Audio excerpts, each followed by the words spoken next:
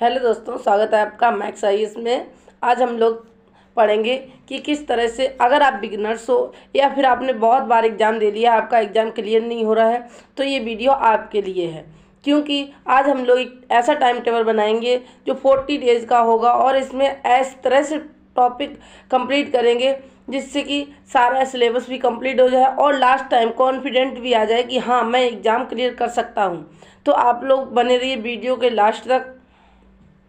और इसमें हम लोग टॉपिक को भी कवर करेंगे कि कौन कौन से टॉपिक्स इसमें आते हैं, क्योंकि हम लोग 6 मैन टॉपिक्स को तो पढ़ लेते हैं, लेकिन कुछ सम टॉपिक्स छोटे छोटे आते हैं जो कम से कम 40 नंबर्स के आते हैं, उनको भी कवर करेंगे।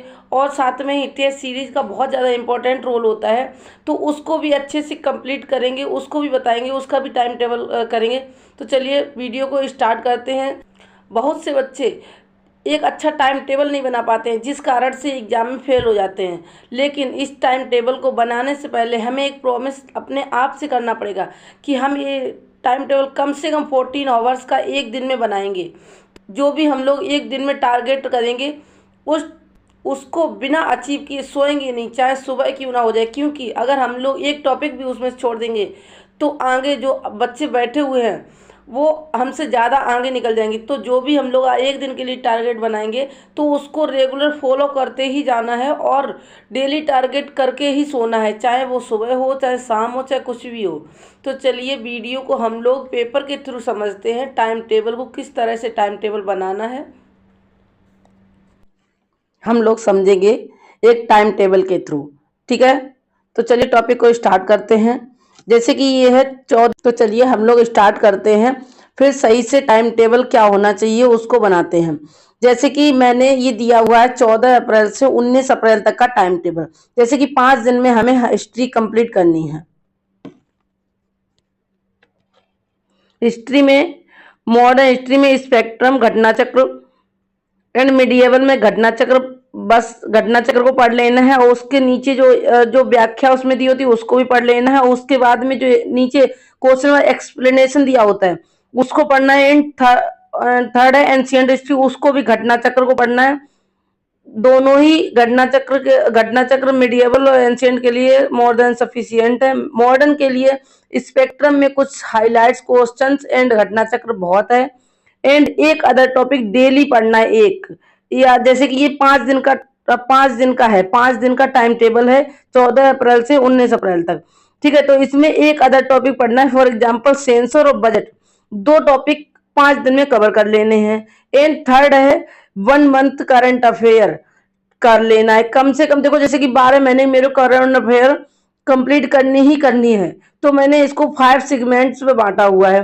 तो 3 मंथ्स की करंट अफेयर एक सेगमेंट, जैसे कि 14 अप्रैल से 19 अप्रैल तक कवर कर लेनी है। डेली एक टेस्ट सीरीज लगानी, टेस्ट सीरीज या पीवाईक्यू डेली एक लगाना है। ओके, अब जैसे कि हमने बोला था 14 घंटे में लगभग 14 घंटे लगभग कंप्लीट करनी है, 14 घंटे कम से कम स्टडी करनी है। तो हिस्ट्री को 6 आवर दे दो, जिसमें जैसे कि 2 दिन में, एक दिन में मॉडर्न हिस्ट्री जो स्पेक्ट्रम आती है उसको खत्म कर दो, एक दिन में घटना चक्र खत्म कर दो मॉडर्न हिस्ट्री की, एक दिन में मिडिएवल हिस्ट्री घटना चक्र खत्म कर दो। And 4th day ancient history घटना चक्र खत्म हो, 4 दिन हो गए। एंड 5th डे जो बचता है ना, उसमें तीनों को जो भी क्वेश्चन नहीं आ रहे उसको अच्छे से रट लो।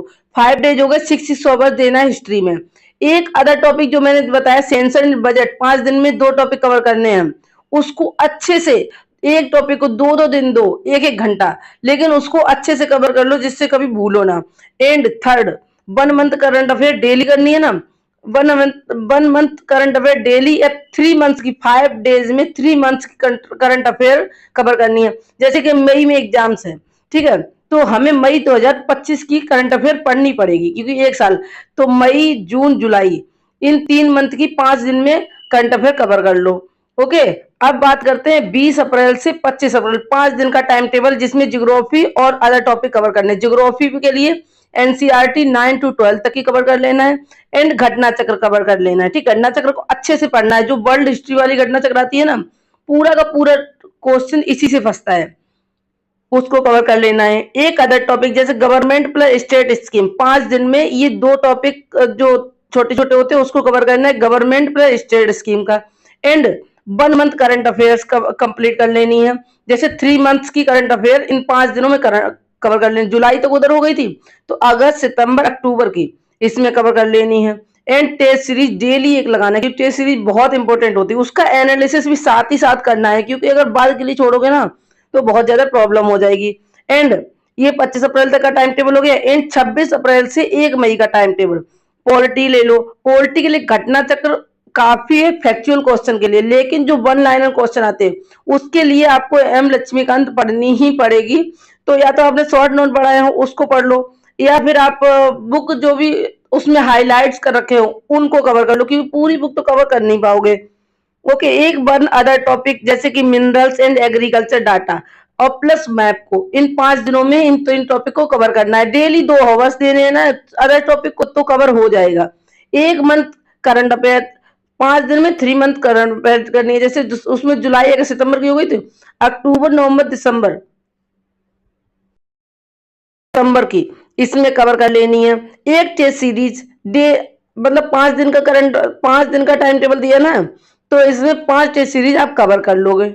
ओके, इन्वायरमेंट की 2 मई से 6 मई तक का इन्वायरमेंट घटना चक्र काफी है, 6 आवर्स में एक ही दिन में ये कवर हो जाएगी। ठीक है, एक अदर टॉपिक जैसे कि इन्वायरमेंट जो रिपोर्ट्स आती हैं उनको कवर कर लेना है। टाइगर रिपोर्ट्स आती हैं, वन्य जीव की रिपोर्ट्स आती हैं, बहुत सारी इन्वायरमेंट में रिपोर्ट्स आती हैं, उनको अच्छे से कवर करना है, क्योंकि 5 दिन दिए हुए हैं इन्वायरमेंट को, तो उसको अच्छे से कवर करना है। 1 मंथ करंट अफेयर जैसे कि 5 दिन में 3 मंथ्स की करंट अफेयर कवर कर लेनी है। टेस्ट सीरीज डेली एक लगाना है, या फिर PYQ लगा सकते हो 1 ईयर्स के, प्लस एनालिसिस भी साथ में करना है। और इसमें एक और चीज बता दूं, जैसे कि हमने लोगों ने बोला था कि 14 आवर्स स्टडी करनी ही करनी है, तो 6 आवर्स लगभग इन्वायरमेंट को दे दो, 1 अदर टॉपिक को लगभग 2 आवर्स दे दो। मतलब 5 दिन में कवर करना है ना, तो 2 आवर्स मोर देन सफिशियंट है, क्योंकि उसको रिवीजन भी बहुत ज्यादा फैक्चुअल क्वेश्चन होते हैं, रिवाइज भी करना पड़ता है। एंड 3 मंथ्स करंट अफेयर कर लेनी है। And test series daily 3 hours दे दो, तो ऐसे 14 घंटे कवर हो जाएंगे।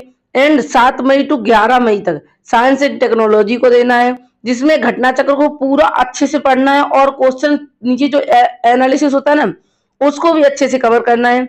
एंड 1 अदर टॉपिक जैसे इकोनॉमिक कमेटी प्लस योजना आयोग, इन 2 टॉपिक्स को 5 दिन में कवर कर लेना है। 1 मंथ करंट अफेयर, इसमें भी 3 मंथ्स की 5 दिन में करंट अफेयर कवर कर लेना है। And test series daily plus analysis भी करना है। अब लास्ट 10 डेज का टाइम टेबल देखते हैं। अब लास्ट 10 डेज का टाइम टेबल देखते हैं। जैसे कि लास्ट 10 डेज में क्या करना है, एक दिन में जैसे 12 मई है ना, 12 मई को हिस्ट्री कंप्लीट कर लेना है, 13 मई को ज्योग्राफी कंप्लीट कर लेना है। घटना चक्र प्लस जो भी तुम्हारी स्टैंडर्ड बुक हाईलाइट्स है उनको कवर कर लो, या फिर जो क्वेश्चंस हमें बहुत ज्यादा अटक रहे हैं, नहीं आ रहे हैं, उनको कवर कर लेना है। 14 मई को पॉलिटी कंप्लीट कर लेना है।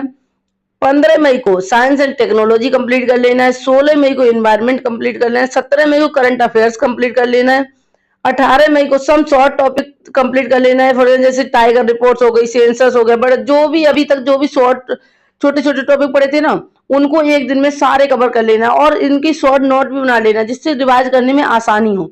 एंड 19 मई को फिर से करंट अफेयर्स कंप्लीट कर लेना है, क्योंकि करंट पे बहुत सारे क्वेश्चन आते हैं, एक दिन में 12 मंथ की करंट अफेयर्स कोई भी रिवाइज नहीं कर सकता है, इसलिए 2 दिन दिए गए हैं।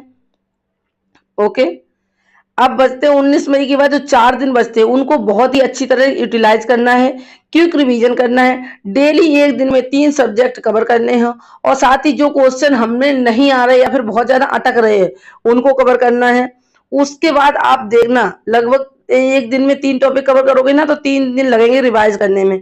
4th डे आपका एग्जाम है। उसके बाद आप देखना इतना कॉन्फिडेंट लेवल हाई हो जाएगा कि आपको सारा सिलेबस अच्छे से आने लगेगा। ठीक है, और ये भी नहीं लगेगा आपको कि मेरा कोई भी टॉपिक छूट रहा है। ओके, तो चलिए, आई होप आपको ये वीडियो अच्छी लगी हो।